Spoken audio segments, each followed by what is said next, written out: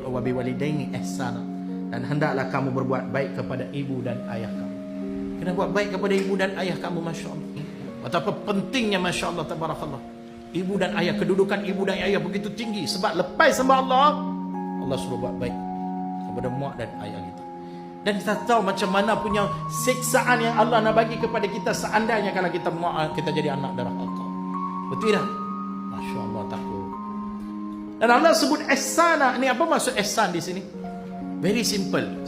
Macam kita lalu depan mak kita kan. Kita lalu. Kita minta izin. Mak, saya nak lalu depan mak. Ayah, saya nak lalu belakang ayah. Itu ihsan. Kadang kita tutup pintu rumah, jangan bagi mak ayah kita dengar bunyi itu. Ada ulama sampai kata bila kita sidai kain, kita libah kain tu kan. Bunyi tu kan. Jangan bagi bunyi tu mak ayah kita dengar. Itu ihsan. Banyak mana kita sudah buat benda ni. Dengan nada suara kena jaga. Jangan sesekali tinggikan suara kita dengan mak ayah kita. Guna gaya bahasa yang baik-baik dengan mak ayah.